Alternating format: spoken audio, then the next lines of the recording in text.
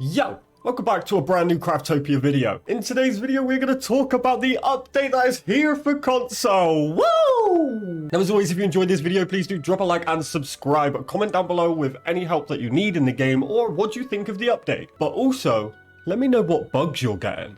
But let's do this. Now, this is a video I've been wanting to make for a long time. The Xbox Game Pass and Windows 10 content update is here now, which means you have all the new content update as well as some bug fixes too. So we're going to run through that today. Now, I've already been through the content update, so I will put that link in the description below if you want to know the majority of the stuff that came with the update. But today we're going to be talking about specific things I didn't mention before that are game changers for you console players, as well as some of the fixes that came exclusive for console. Now, this update brings many new things, including brand new graphics. We've ran over the graphics in the last video, but we'll just have a little recap here. The graphics are now a lot better. The rocks look different. Everything just looks a lot cooler.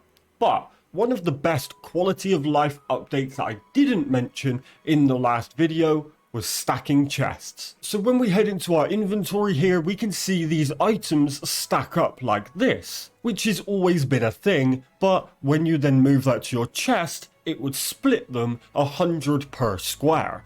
This was very frustrating and made it so you could only have limited amount of resources. Well, now when you put an item in a chest, it now stacks to 400, meaning if it's something simple like stone, you should never run out of stone now because you can have 400 per square. And that goes for every item in the game except weapons and armor. So resources can really be stacked, saving you a lot of space, but also allowing you to have a lot better organization. And on top of that, we also have the new age of scientific research, which gives you access to diamond chests, jetpacks, a lot of really cool stuff. We also gain access to a brand new boss, the Hydra. Now, the Hydra is a new boss inside the Poisonous Islands. I have a guide on my channel. You should definitely check it out if you're considering fighting the Hydra, which you need to do to progress to the age of scientific research. But as I said, if you are interested in knowing what came with the 30th content update, then the link will be in the description below. Be sure to check that out, and you will see me check out that update for the very first time when it dropped on Steam.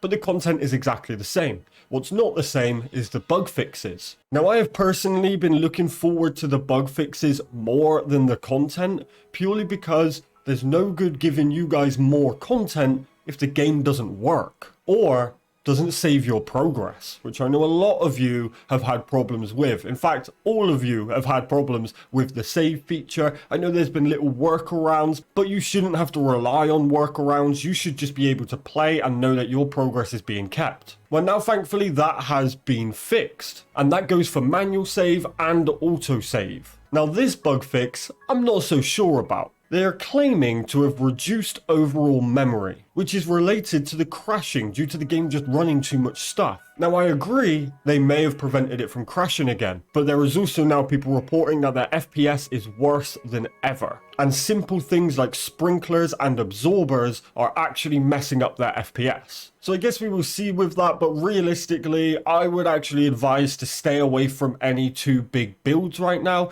If you already have a giant base built, maybe consider building a second little temporary base where you can just live, survive, and store stuff. That would at least allow you to play without playing on 1 FPS. And finally, they have reduced the heavy load of the Griffin's Tornado, which I have personally experienced this, and it is a lot better. Maybe not perfect, but it is a lot better. Even on PC, the tornado from a Griffin was just a nightmare. You still had to do the same thing, like look at the floor or look away or something like that, or your FPS would take a hit. Maybe not as much as a console, but it would still take a hit, regardless of how powerful your gaming PC is. Well, now, it doesn't do it as bad. You still get a slight hit, you can still notice it, but that's just because the design of that effect is awful. I don't know which dev decided to give this Griffin this attack, but I think you should take some time off. I still personally think they should just remove that ability altogether. The other Griffin's abilities don't affect FPS at all, it's just the one that spawns